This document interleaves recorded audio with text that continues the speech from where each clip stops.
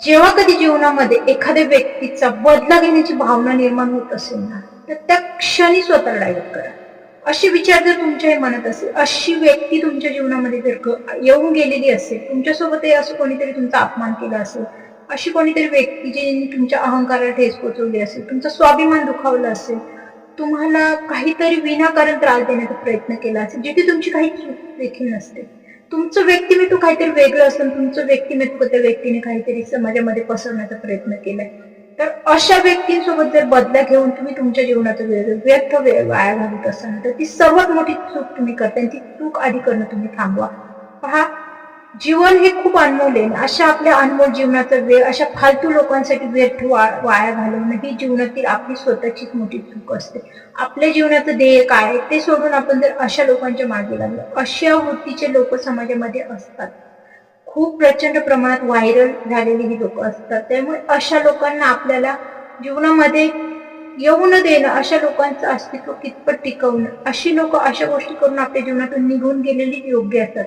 खरं तर अशा गोष्टी आपल्या जीवनामध्ये या कारणामुळेच घडतात की या लोकांपासून आपल्याला जीवनामध्ये येणाऱ्या अजून अशा लोकांपासून आपल्याला सावध करण्यासाठी अशा व्यक्ती आपल्या जीवनात घडून गेलेल्या असतात.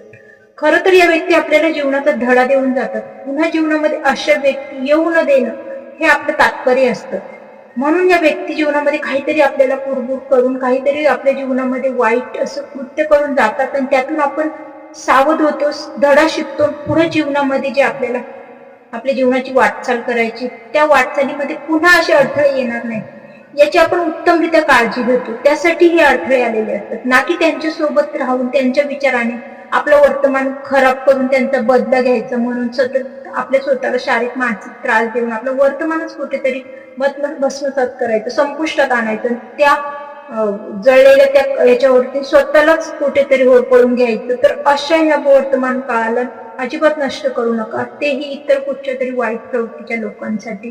तर असे वाईट प्रवृत्तीचे लोक जीवनामध्ये येणं म्हणजे आपल्याला धडा देणं, धडा शिकून जाणं की पुन्हा जीवनामध्ये जर अशी लोक आली तर अशा लोकांपासून वेळेत सावध राहण्यासाठी अशी लोक आपल्या जीवनात आलेली असतात, येऊन गेलेली असतात. त्यामुळे अशा लोकांच्या मागे आपला वेळ व्यर्थ नाही घालायचा. बदल्याची भावना ठेवून या लोकांसोबत आपल्याला बदला घ्यायचा आणि त्या लोकांना काहीतरी दाखवून द्यायचं, त्यांचा बदला घ्यायचा, त्यांना काहीतरी दुःख द्यायचं, त्यांच्या जीवनातही काही अडीअडचणी निर्माण करायच्या, तर अशा गोष्टी करत नाही बसायच्या. अशा वेळेस आपण आपल्या आयुष्याला पॉझिटिव्ह दिशेने वळवायचं. जीवनामध्ये सक्सेस, यश, काहीतरी आपल्याला जे अचीव्ह करायचे त्याकडे आपला फोकस निर्माण करायचा आणि त्या दिशेने प्रयत्न करायचा.